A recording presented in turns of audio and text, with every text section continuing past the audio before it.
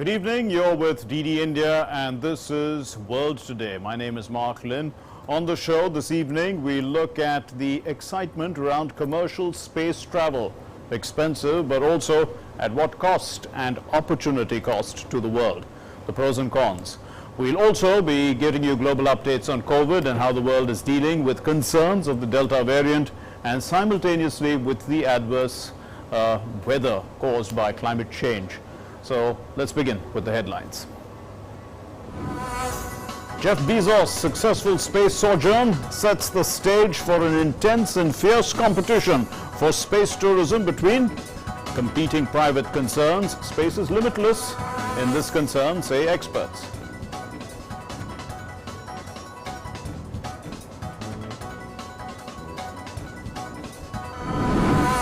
After catastrophic floods sweep across northwest Europe and wildfires continue to rage across southern Oregon in the US, Western nations start contemplating serious action on climate change front. The UK stresses need to completely switch off coal-based thermal power plants.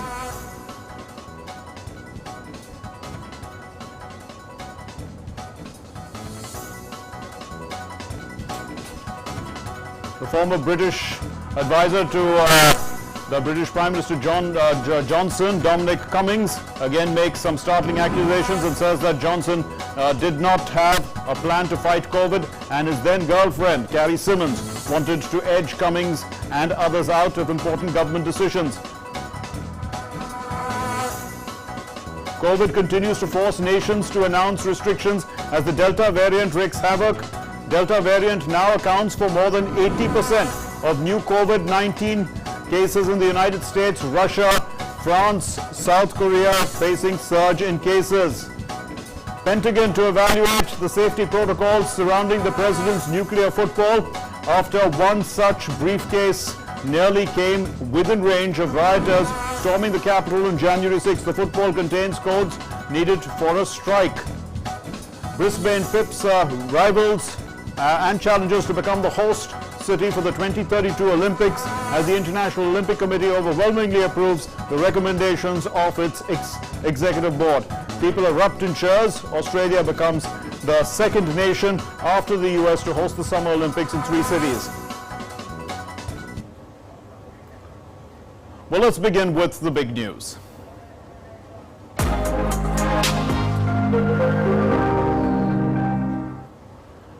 The race for space that started with Virgin Galactic's maiden voyage just got more fierce and competitive. Amazon's founder Jeff Bezos' Blue Origin. This made its successful attempt to conquer the final frontier, in fact going beyond the mark touched by Virgin's spacecraft by a few miles, that is. But that's not all. Elon Musk's SpaceX also intends to go even beyond that, suborbital flights, and launch orbital flights with an aim to rendezvous with the planet Mars. 5, 4, 3, 2, 1, 0. Ignition.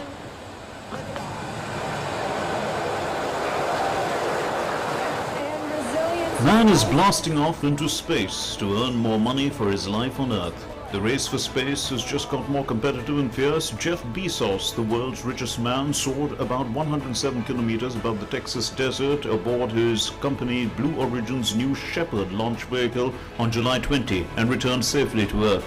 The mission was part of a fiercely competitive battle between Bezos' Blue Origin and Branson's Virgin Galactic to tap a potentially lucrative space tourism market. Branson got to space first, but Bezos flew higher. Virgin Galactic managed an altitude of 86 kilometers. Branson has started the mission as a precursor to a new era of space tourism. Blue Origin also aims for the first of 2 more passenger flights this year in September or October. Virgin has said it plans at least 2 further test flights off the space plane in the months ahead before beginning regular commercial operation in 2022. Several hundred wealthy would-be citizen astronauts have already booked reservations priced at around $250,000 per ticket. The Swiss-based investment bank UBS has estimated the potential value of the space tourism market reaching $3 billion annually by 2030. I believe in the power of space as a tool for transformation. If you look at the Apollo program, it inspired an entire generation of scientists. So I think that's what it represents. And I think, rich people today, middle-class people tomorrow, and hopefully everyday citizens in the future. So I think we're on that journey. That's not all.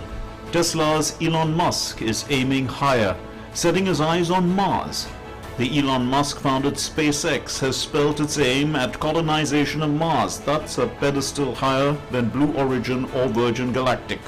Within space tourism, you really have two different categories. You have suborbital, which is what Virgin and Blue Origin are doing, and that's going up to this Kármán line, roughly 100 kilometers above the Earth, and getting your astronaut wings, which for many people is significant. And then you have orbital flights. Orbital flights is what SpaceX would be able to do, and instead of it being a few $100,000 for suborbital, it might be 30 million, 40 million, 50 million to go to orbit.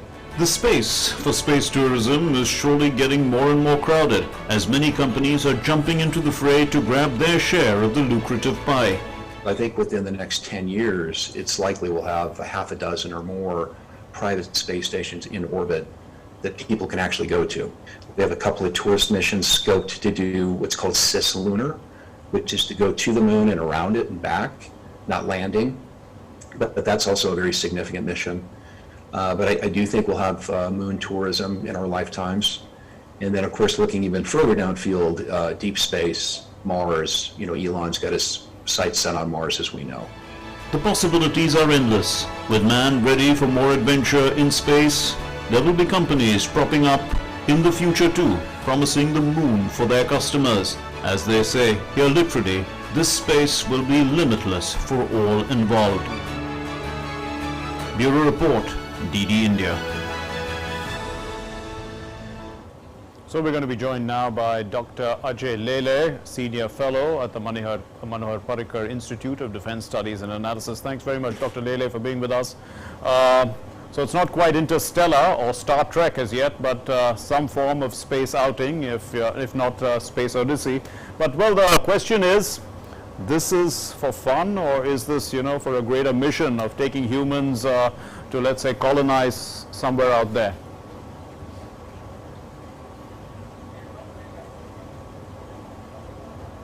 Dr. Lele, could you hear me? Yeah, can you speak slightly louder? Okay, you were not able to hear me. Well, I was saying that, this is not quite Star Trek or, anything like Interstellar or something, but at least it is some sort of a space outing. But the question is this for fun, or is this, something greater? The greater mission of taking humans to colonize somewhere out there? I think it is fun plus something more. Okay. If you see, since both these billionaires have gone to the space by spending their own money, there has been a certain amount of a criticism that this is just a toy in the hands of the billionaires. True. But if you see the development of a science as such, like a couple of years back when mobile telephones came into being, the cost of a mobile telephone used to be almost $8,000 to $10,000. That time only billionaires used to have a mobile telephone with them. And again, a criticism was that this is a technology which is only meant for rich and famous. But over a period of time, as the technology makes progress, as number of clienteles improve, the technology becomes available to the common man. Okay. And I also see a similar type of a trend which is going to happen as far as space tourism is concerned. Because I find that a little difficult to accept, because this mobile phone is definitely much of it's a small thing compared to space travel. I mean, more like traveling on a plane perhaps initially, and then later on. But there's plenty of demand. You did mention even for the $250,000 ticket. The issue is, can the environment up there, which is already battling climate change, support all this? You see, as far as these flights are concerned, they are only 10 minutes flights. As far as climate change related issues are concerned, when you go out into the space, there are certain amount of restrictions, and I'm sure both the agencies must have taken care of the negative impact which will have their flights on environment. Because you are having aircrafts flying here you are just raising the envelope further from say 40,000 feet where a aircraft goes. Now you are reaching to a command line which is 100 kilometers above the Earth's surface, and you are staying there hardly for a few minutes. So if you really look at it in a larger perspective, it's not a very big time investment into the space. The big time investment which is going to happen is going to be from the companies like SpaceX, where they are going to carry the human beings to the outer space for a couple of months or a couple of years also, if they are going to go to the missions to Moon and Mars. That is going to be a major investment. The investment which has been done by Amazon or Blue Origin and Virgin Galactic, these investments are, at least at this point in time, around say 600 to 700 people are on a waiting line. So there are people who are ready to give money for that 5 to 10 minutes of enjoyment of weightlessness. So at this point in time, it is only from that perspective. But when you look at investments made by SpaceX, because SpaceX has already started carrying human beings to the International Space Station also.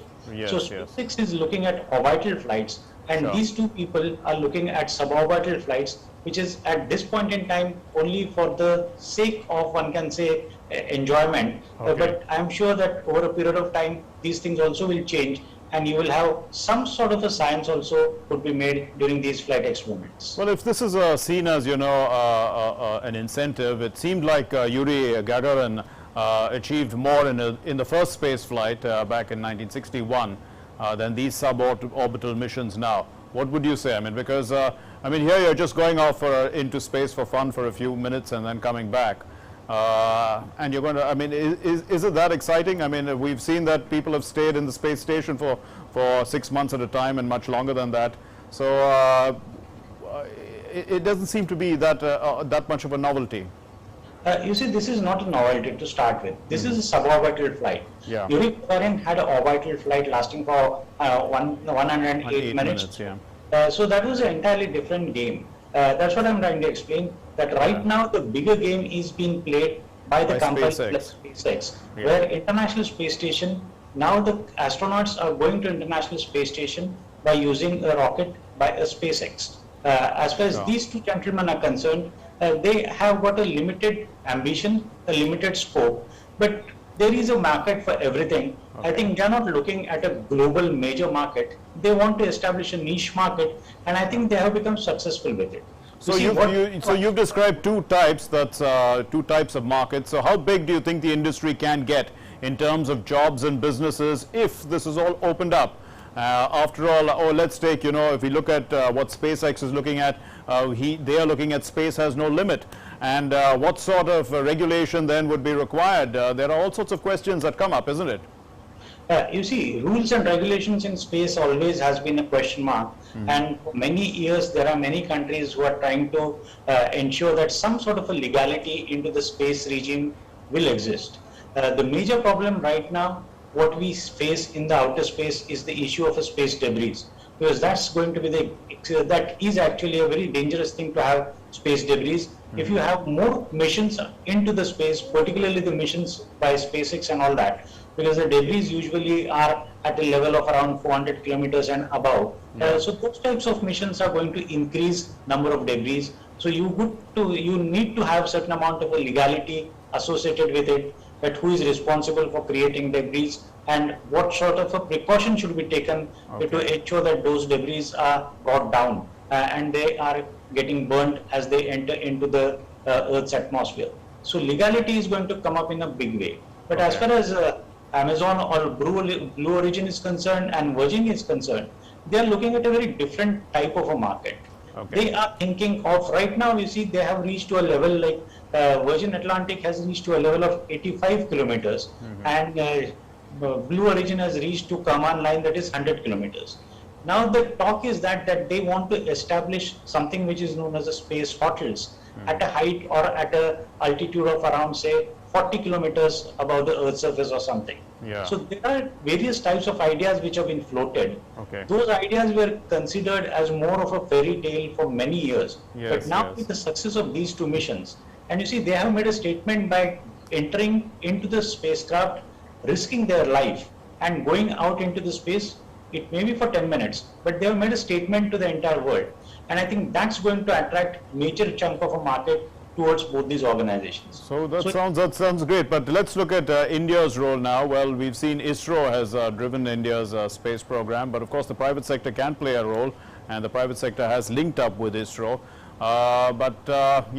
We have, you've written about this, where are the Indian billionaires, you asked. So, I mean, the question is, perhaps they're thinking differently, their money is being prioritized differently. What do you say? You see, that's what my argument has been, that as far as billionaires are concerned, they have to be slightly forward thinking. You may say that these two gentlemen have gone to this space just for the sake of fun, but look at the type of investments which they have done for almost 2 decades into these experiments. So they have made systematic investments into these things, and they're going to expect returns, say, after 5 to 10 years. So there is a sustained investment which has been done over here. Like I was giving you an example of a mobile telephone. I know that it is out of a context. But what is important is that when aviation industry also started, it was considered as an industry for the rich and famous. But over a period of time, as number of people started visiting from one country to other country started increasing, you all know that how aviation industry got a boom. So similarly, these two people are thinking that they also will get a boom. So this is not a job of a government agency per se. You require a private industry to make investments into these things. And that's why I am saying that if Indian billionaires also would have put, say, a spacecraft, you see the type of advertisement for the businesses of Amazon or for the businesses of Virgin Group as such have happened because of 2 gentlemen going to the space is far better than you make advertisements into all small things. So Indian billionaires have to change their mindset as far as these activities are concerned, because this is going to be a great game for the future, and if you invest now, then only you can have a certain amount of advantages after say 1 decade or so. So you're certainly in favor of it, but my next question is, the question that many people are raising, which is money wasted or well spent, in a final argument, because, we are living in difficult times. Is this the time for these kind of adventures? The human species is suffering because of climate change, because of poverty, food security issues. Shouldn't these things be the priority where people put their money? I mean, that's the question. You see, the question is that it's not the government which is putting the money. It's a private agencies which is putting the money. All these private enterprises have got certain amount of philanthropical activities which they are doing over a period of time. And you see, as far as development of a science is concerned, if you go back to the history also, there has been always a criticism for various scientific experiments saying that these are exotic experiments, these are experiments made for the sake of fun. And that's the reason I will again come back to my original point where I have made a comparison with the mobile telephone. The idea is not to look at the type of investments which have been made into mobile telephony and a space. Idea is just to look at an idea. The idea of a mobile telephone was not acceptable to many. It was only accepted by a few rich people, and they say, oh, this is a good gizmo, let's have this gizmo as a plaything. But subsequently, over a period of time, now you understand that how much importance that particular instrument has got into our life. So this is the way the science develops. So I'm not trying to compare mobile telephony with space travel. What I'm trying to say is that one can learn from the way science has developed into various other areas, say aviation, say mobile telephony. In a similar fashion, you're going to make a development into the science if you start investment into these things also. So don't just say, or don't just rough it out saying that these are the gizmos of the rich and famous people. Okay, but as far as price of tickets are concerned, it starts now at $250,000 and can go even higher. But, with the competition, is it likely to come down or likely to go up because there's such a lot of demand? For instance, I'm sure you yourself would want to go up there. Will you be willing to put down $250,000 right now? Oh, I don't have that kind of money. I wouldn't have criticized the billionaires. I would have invested myself into that. You see, the issue is that there is a money with few people. If you see, the flight of Virgin was only people who were belonging to that particular organization, so they have flown. But as far as Blue Origin is concerned, that 18-year-old kid who had gone to the space, his father has paid money for that purpose. So there are people who have got that kind of a money, and there are people who want to make investments into those things. Because right now it may be glamorous, but over a period of time it may become a routine also. Okay. And that's why they are looking at suborbital missions, and they are looking at, say, 40 kilometers, 50 kilometers zone, where it could be converted into a tourist industry or a hotel industry also. Okay. So when you're talking of a money, when you're talking of a luxurious travel, but at the same time there is a tourism associated with it, there is a certain amount of a finances associated with it, there are certain profits which are being made by various companies over there. So right now it's only in the matter of imagination, but with these two gentlemen reaching to the command line, I think it's going to become pretty easy in years to come.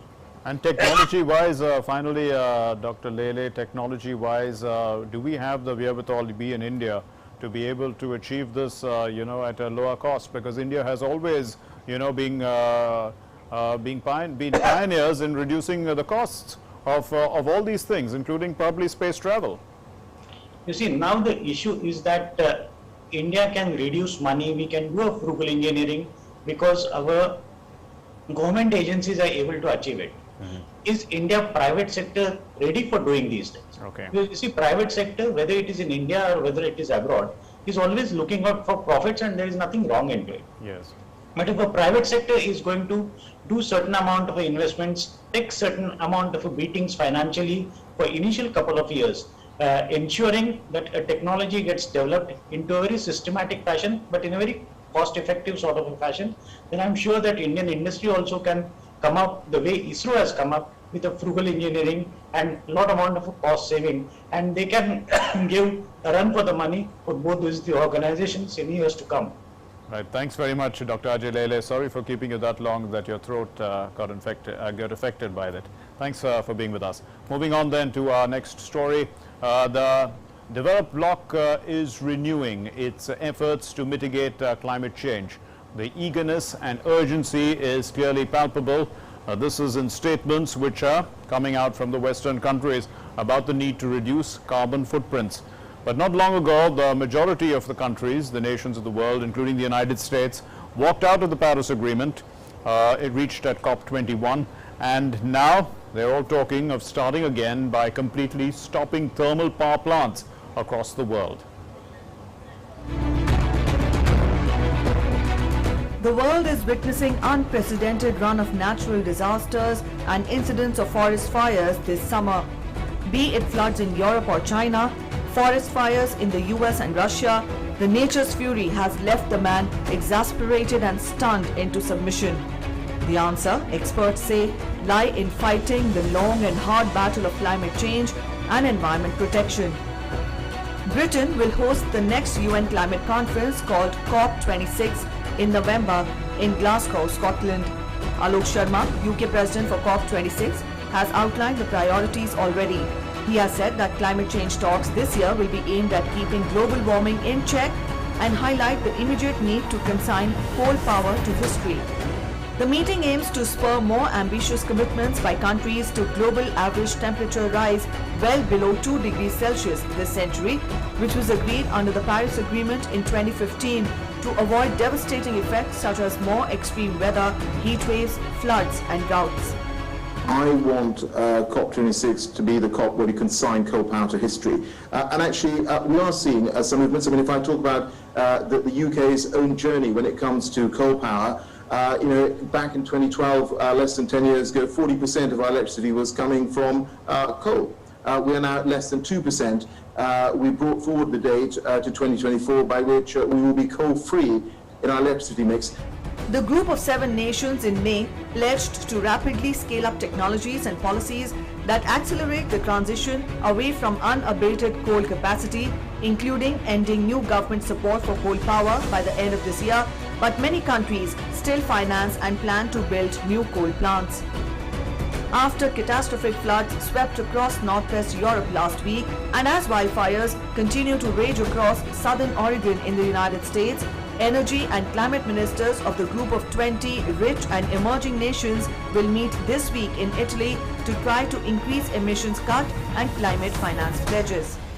Many of these countries are already very ambitious in terms of abating climate change, but for it to make a difference in terms of the weather patterns that are hitting them, they need the biggest emitters to step forward, and that's a message that I'm going to be delivering at the G20. According to some reports, G20 has committed at least $297 billion to support fossil fuel energy since COVID-19 crisis began in early 2020. One of the biggest challenges facing UK's COP26 presidency will be to persuade countries to commit to more ambitious emissions cut targets and increase finance for countries most vulnerable to climate change.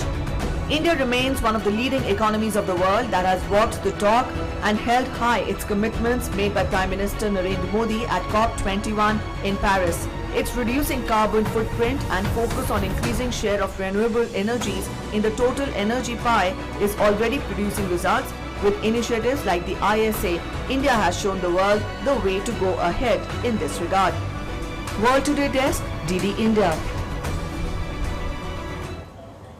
Meanwhile, considering the current climatic condition as well as COVID pandemic, the US climate envoy John Kerry has asserted that the world cannot wait for the pandemic to end before dealing with climate change. He added that the United Nations Climate Conference COP26 must be a pivotal moment in efforts to tackle climate change and that the world has a small window to solve this crisis.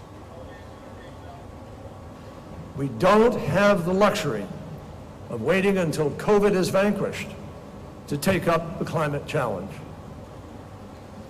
Because the fundamental truth of the Paris Agreement is that even if every country fulfilled its initial promises, and many are falling short, even if everyone did what they said they would do in Paris, the temperature of this planet will still rise by upwards of 2.5 or 3 degrees centigrade. We're already seeing dramatic consequences with 1.2 degrees. Imagine the doubling. To contemplate doubling that is to invite catastrophe. I'm not an exaggerator, I'm not an alarmist, but I do believe in science. That makes this the decisive decade. And it makes 2021 a decisive year. And most of all, it must make COP26 in Glasgow this year a pivotal moment for the world to come together to meet and master the climate challenge. Well, from devastating floods to destructive wildfires, the impact of accelerating climate change is increasingly visible worldwide. Extreme weather events have hit several parts of the world in the last few weeks. Europe has been ravaged by floods, and the United States and Canada by heat waves. This report fills us in. Until recently, climate change had been talked about as a future threat. Its front lines were portrayed as remote places like the Arctic, where polar bears are running out of sea. Sea level rise and extreme drought was a problem for the developing world. But in the past month, it has been the developed world which is bearing the brunt of nature's fury. In the past few days, floods in Germany engulfed streets and swallowed homes that had stood for more than a century in quiet village of Skuld. The southeast region of Bavaria in southern Germany is reeling after torrential rain battered the region over weekend. Over 150 people have died so far in the country's worst natural disaster in almost 6 decades. Damage was also caused in neighboring Belgium and the Netherlands. The country's southeast was hit by floods that left more than 37,000 homes without electricity. Belgian authorities said supply of clean drinking water was also a major concern. From floods to wildfires, the world is witnessing worst climate crises in decades. A Canadian town of just 250, known more for its cool mountain air, burned to the ground in a wildfire that followed unprecedented heat. Wildfires raging across Canada, western United States, including a 2-week blaze in Oregon, belched smoke and soot that gusted eastward and caused harmful air pollution as far as the New York City. Meanwhile, firefighters assigned to the Union Pacific Fire Train in California are engaged in dousing train tracks with water from the roof of a moving train to protect the rails and surrounding area from the fast-moving Dixie Fire. Climate scientists have for decades warned that climate crisis would lead to more extreme weather. They said it would be deadly and would be more frequent. But many are expressing surprise that heat and rain records are being broken by such large margins. Several developed countries, including the US, have this year significantly increased their commitments to reduce greenhouse gas emissions. European Union last week unveiled an ambitious plan to put climate at the center of just about every development and economic initiative it has. World Today Desk, DD India. Well, British Prime Minister Johnson has fought political rivals all his public life and has seen many ups and downs. His handling of the COVID pandemic was under the scanner, but what has perhaps accelerated intense scrutiny of his actions during the pandemic has been the extremely damning revelations by his former advisor Dominic Cummings. His interview has shifted the spotlight in the UK from Freedom Day to Johnson's decisions. Former top advisor to British Prime Minister Boris Johnson, Dominic Cummings, has levelled serious and damning allegations against his former boss. From hinting that Boris Johnson was unfit for the job to charging his then girlfriend of interfering with office work, Cummings has fired many salvos at Johnson just as the United Kingdom has decided to relax COVID-19 restrictions. Cummings revealed that it discussed the possibility of toppling Johnson shortly after an election triumph in 2019 because Brexit campaigners were being sidelined inside Downing Street. Yes. Well, for all the reasons we've been discussing. He doesn't have a plan, he doesn't know how to be Prime Minister, and we'd only got him in there because we had to solve a certain problem, not because we thought that he was the right person to run the country. Cummings said that by January 2020, after the November 2019 election, Johnson did not have a plan, and the Prime Minister's then girlfriend, Carrie Simons, who is now his wife, wanted to edge Cummings and his former vote leave colleagues out of important government decisions. Before even mid-January, we were having meetings in Number 10 saying, it's clear that Carrie wants rid of all of us.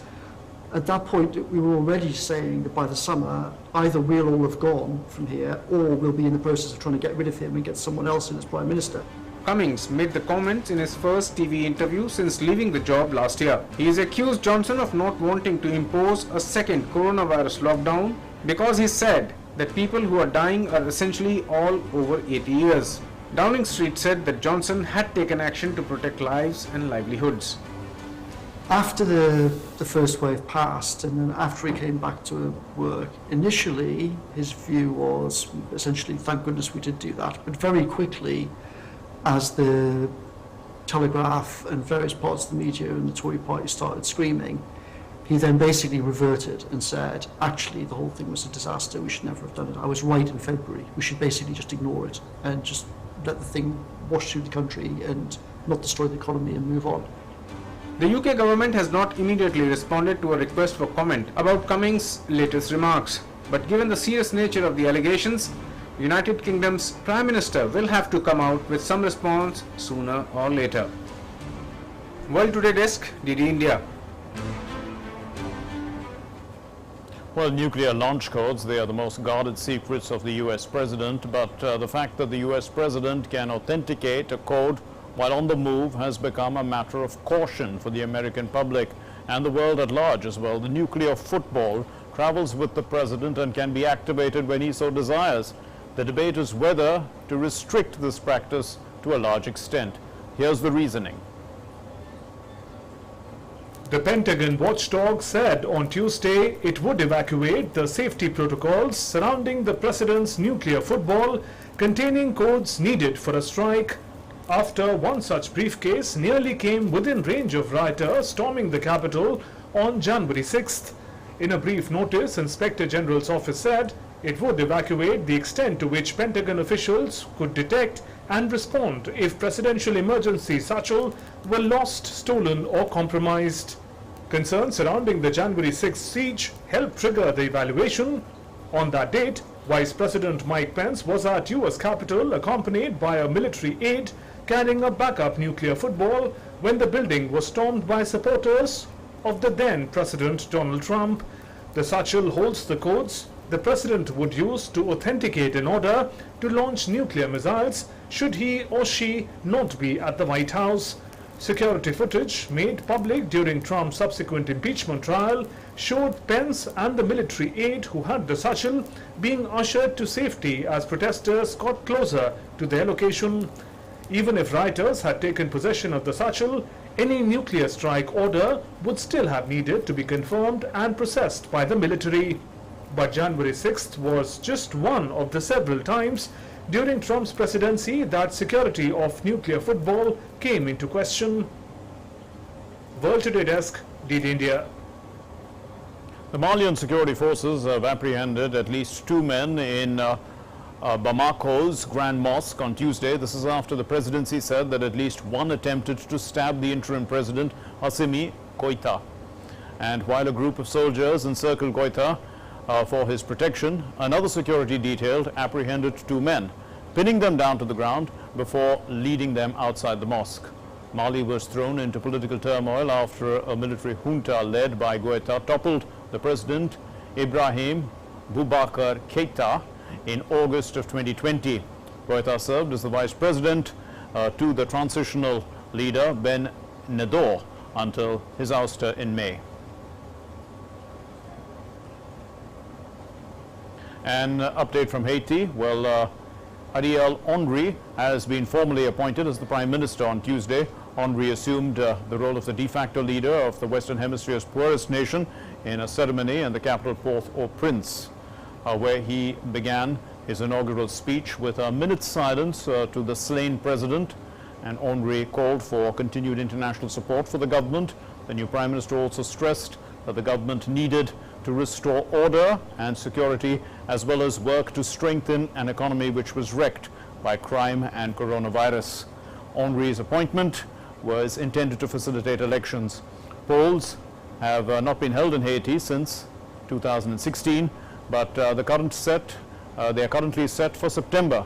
And the ceremony on Tuesday, it took place as the official memorial services began for Jean-Noël Moïse, who was killed on the 7th of this month at a private residence in Port-au-Prince. The leader's own security chief, some Haitian police officers, and a couple of Haitian Americans were taken into custody on suspicion of their involvement in the conspiracy to murder the president. Thousands of Colombians, they returned to the streets on Tuesday and protested against the president Ivan Duque's government, which submitted a new tax plan, a tax reform plan to Congress. And this tax reform was the issue that in April had sparked mass nationwide protests that left more than 60 people dead and the government facing accusations of the use of excessive force.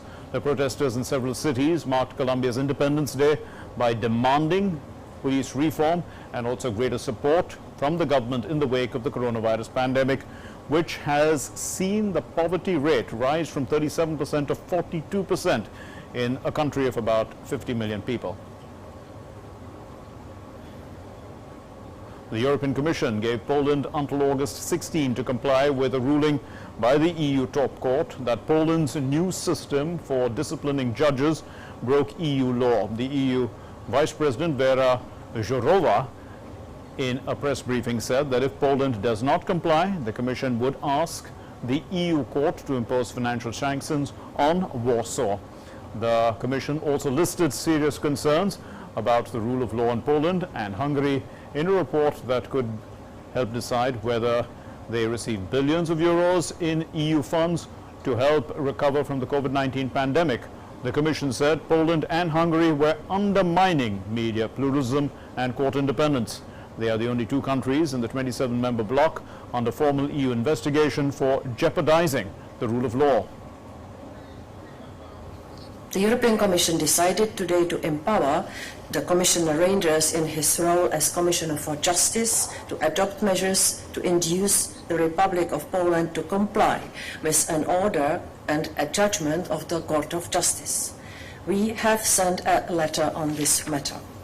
We have asked Poland to confirm to the Commission that it will fully comply with the order of the Court of the 14th of July on the disciplinary chamber. Poland needs to inform us about the measures foreseen to that effect by the 16th of August, as requested by the court.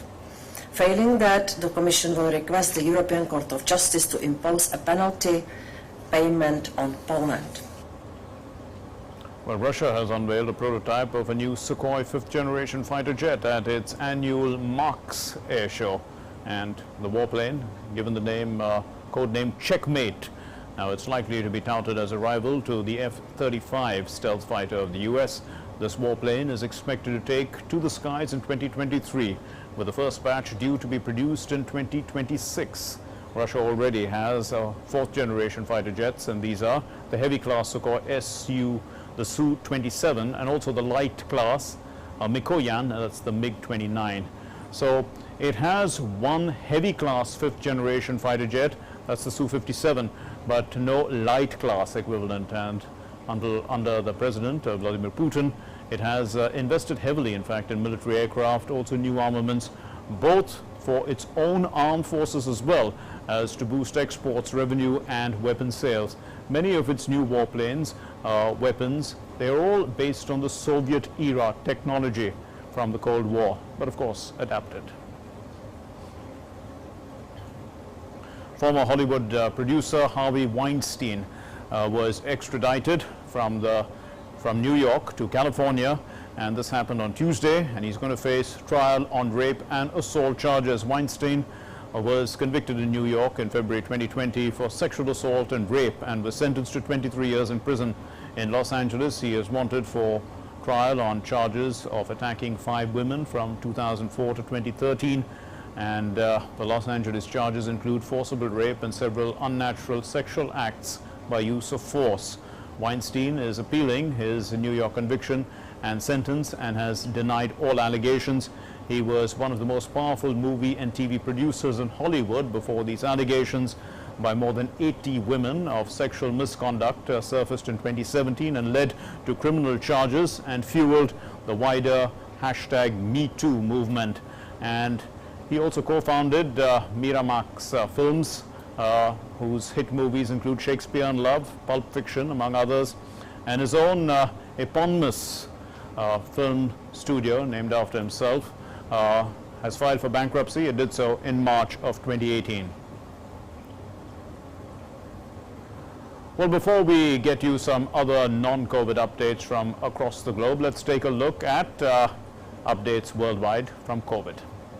So as many as 19 crore 22 lakh people worldwide have tested positive for COVID-19. The number of recoveries stands at 17 crore 49 lakhs. This deadly virus has till now claimed the lives of over 41 lakh 24,000 people. That's over 4 million people globally.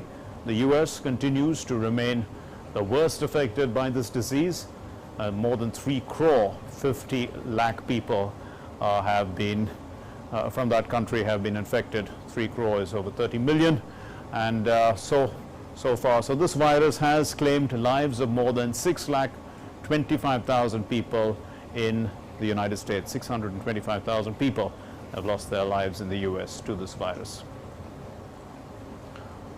Well, a fully vaccinated White House official tested positive for COVID-19 off-site and has mild symptoms, but was not found to have had close contact with the White House principals or staff. President Joe Biden on Monday, citing higher rates of COVID-19 in states with low vaccination rates, said in a speech that the nation's economic recovery hinged on greater, also better controlling of this pandemic. So, well, the average number of daily new COVID-19 cases in the U.S. has tripled in the last 30 days, climbing to 32,136 on Sunday.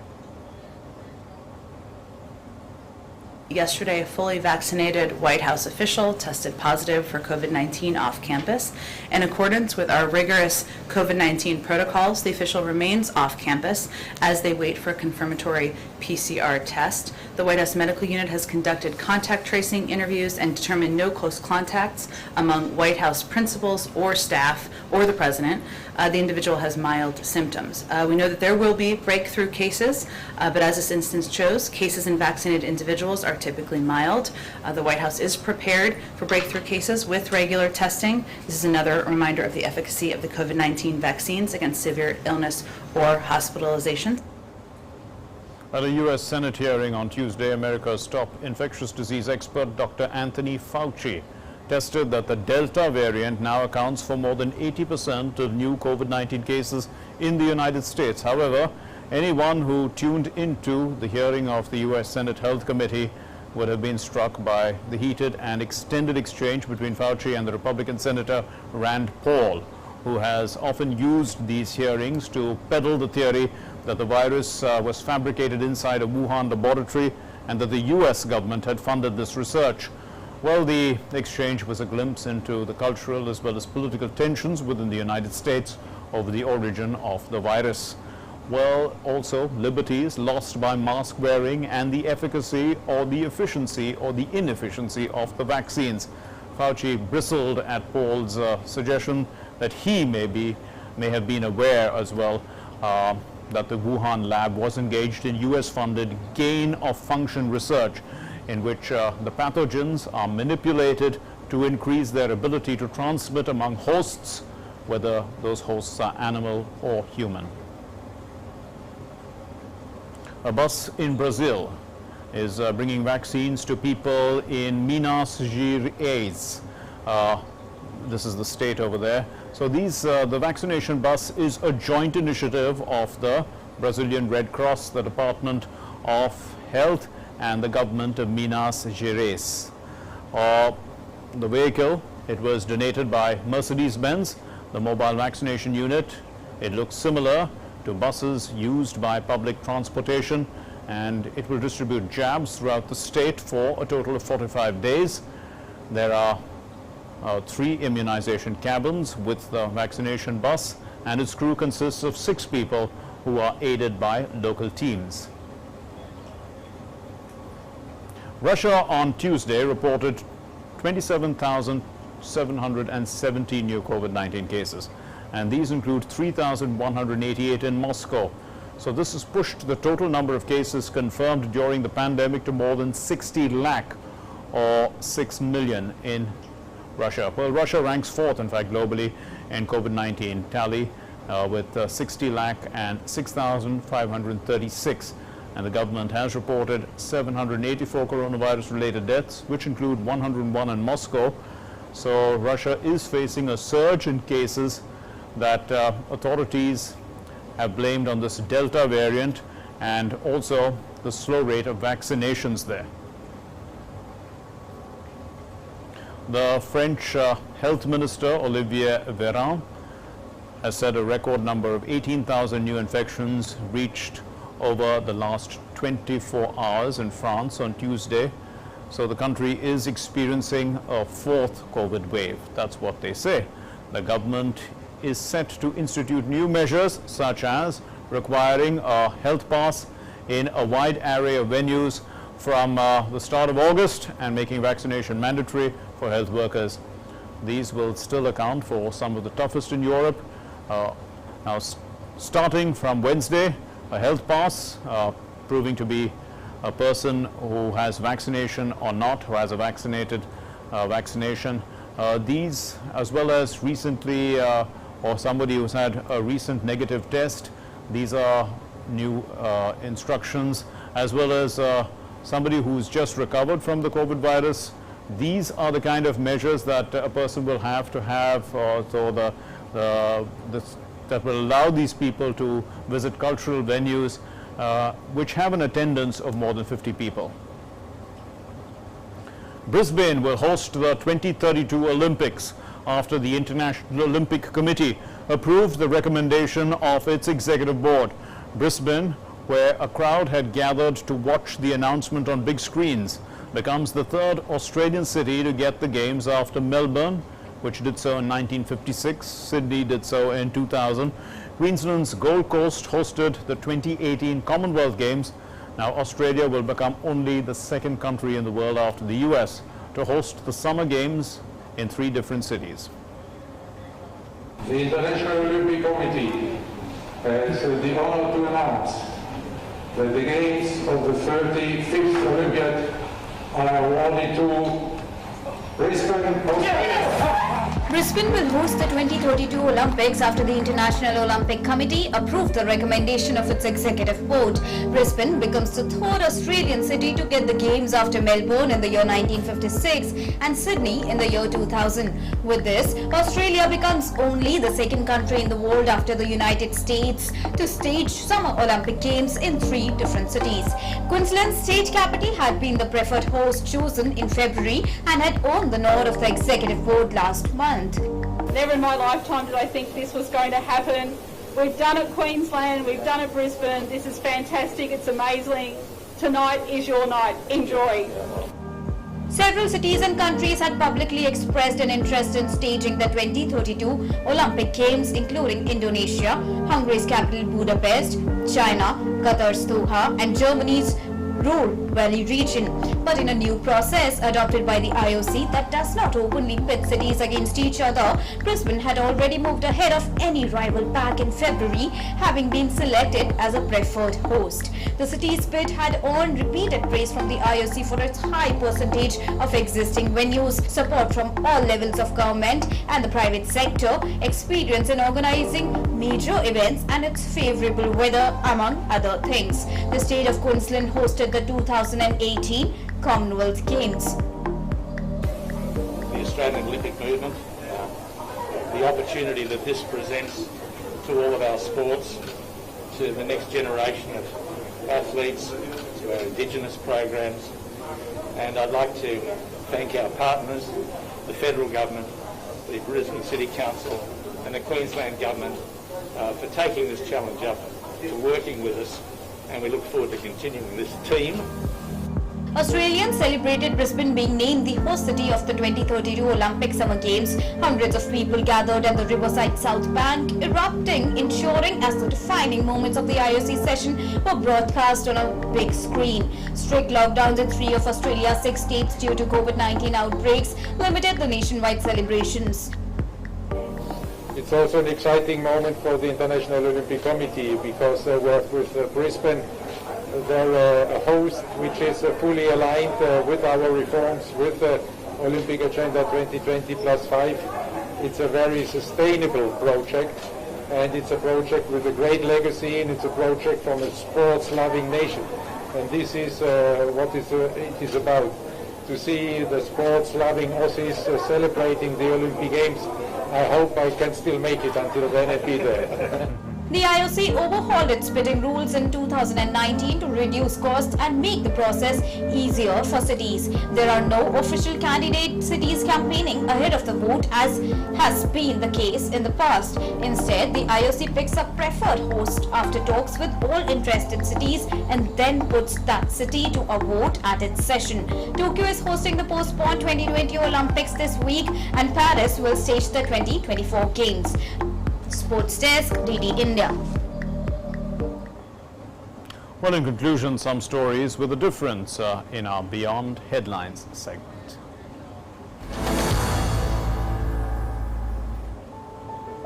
Nina Gomez is no average environmentalist. With bright pink goggles and just 4 years old, she picks trash with her father from the water along the beaches of Rio de Janeiro.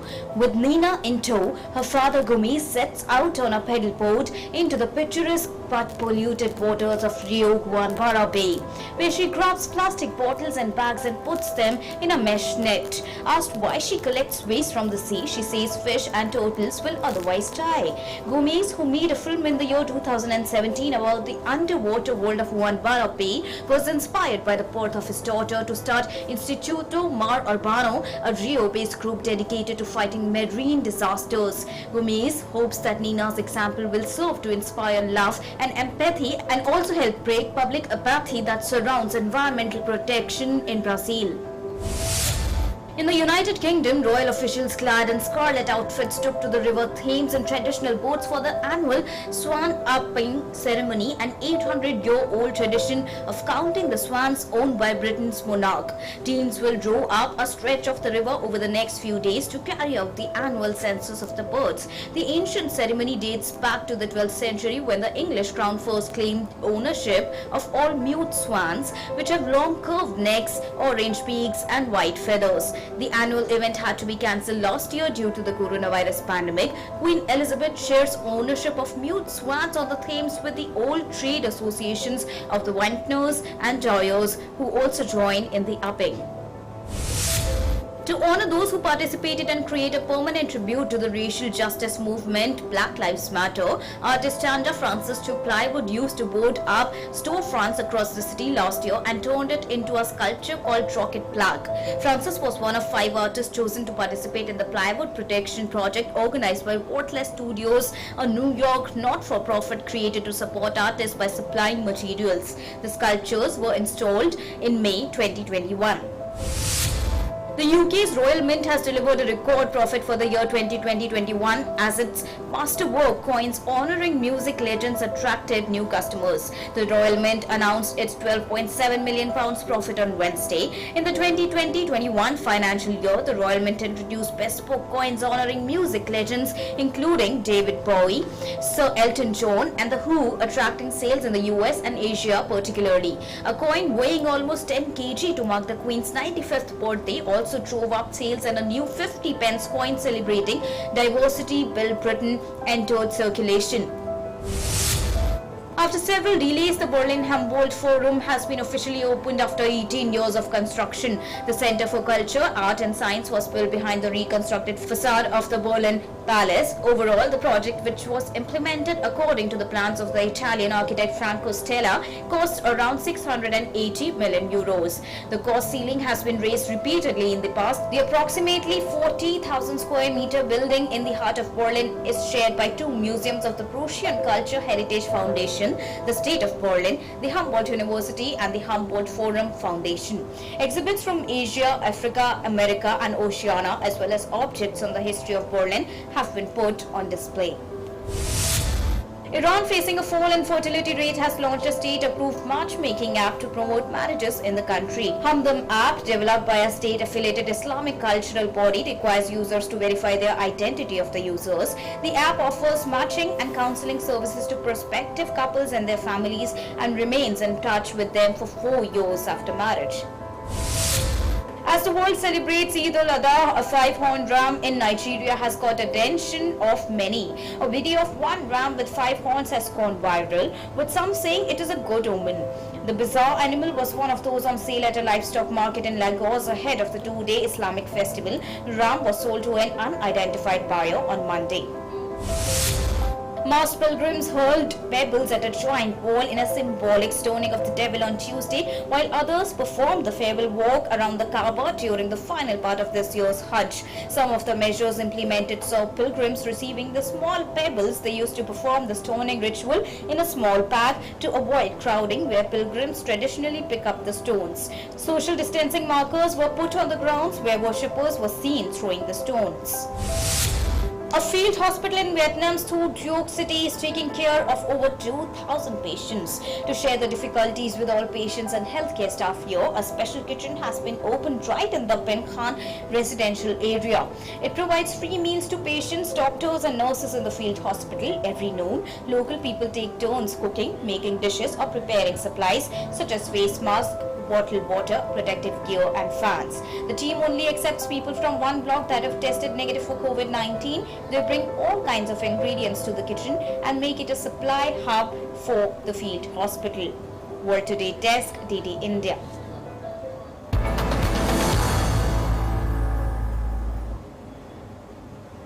Well, that's all we have for you on World Today. Thanks very much for watching, but always remember we are still in COVID days. So it's always safe to put your mask on and put it on properly, cover your nose, and if you haven't got yourself vaccinated, do get the jab done.